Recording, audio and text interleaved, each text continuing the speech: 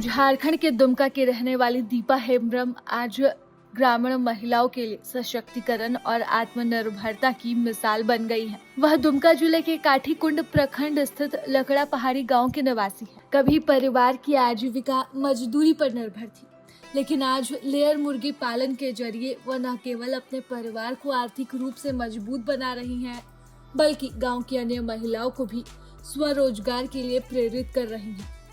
पिपरा पंचायत की रहने वाली दीपा हेम्ब्रम इंटरमीडिएट तक शिक्षित है।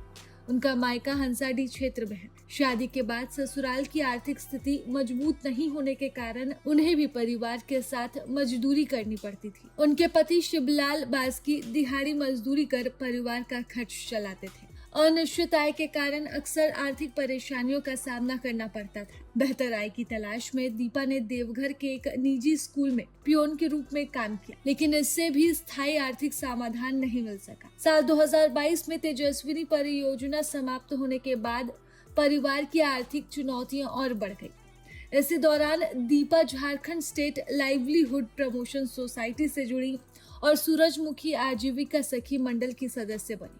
समूह से जुड़ने के बाद उन्होंने ऋण लेकर बकरी और मुर्गी पालन की शुरुआत की। उनकी मेहनत और रुचि को देखते हुए GSLPS ने उन्हें लेयर नस्ल की 100 मुर्गियां उपलब्ध करवाई। यहीं से उनकी सफलता की नई कहानी लिखी गई। दीपा ने लेयर मुर्गी पालन को केवल रोजगार नहीं बल्कि आत्मनिर्भर बनने का माध्यम बनाया। वर्तमान में उनकी मुर्गियां प्रतिदिन लगभग 90 से 100 अंडों का उत्पादन करती हैं। इन अंडों की आपूर्ति वे स्कूलों, आंगनबाड़ी केंद्रों और स्थानीय बाजारों में करती हैं। इससे उन्हें हर महीने करीब 15 से 20 हजार रुपए की आमदनी हो रही है।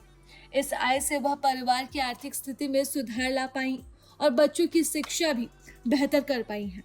दीपा की सफलता की सबसे बड़ी विशेषता यह है कि उन्होंने अपनी उपलब्धियों को सिर्फ अपने परिवार तक सीमित नहीं रखा। लेयर मुर्गी पालन शुरू करने से पहले उन्होंने फूलो झानो समृद्धि योजना के तहत गांव के 26 आदिवासी परिवारों को भी जोड़ा।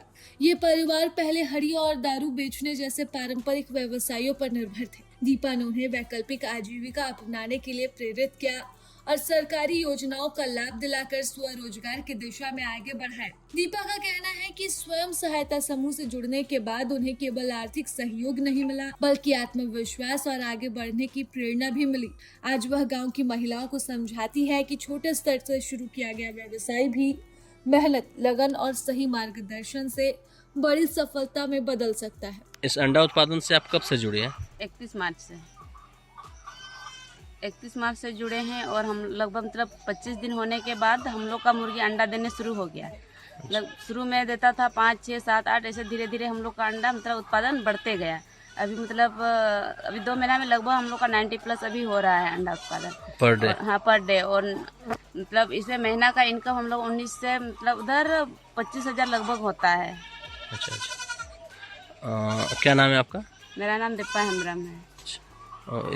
इससे पहले और किस समूह से? इससे हम पहले JSLPS से ही नौजवान सखी के रूप में जुड़े थे, जो फूलो झानो अभियान आशीर्वाद से जुड़े थे।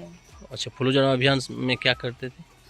उसमें हम लोग जो दीदी लोग हड़िया दारू बेचते हैं वही लोग को जागरूक करके वो लोग को अच्छा अपना आजीविका बढ़ाने के लिए हम लोग को कुछ उस लोग को उपाय बताते थे।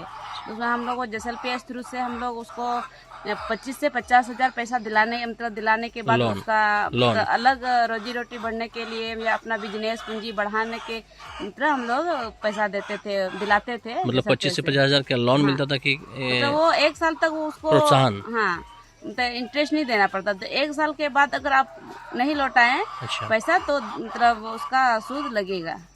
अच्छा। अभी अंडा उत्पादन से 15 से 20 हजार महीने का कमा ले रहे हैं? कमाते हैं। प्रभातखबर.com, विश्वास वही, रफ्तार नहीं।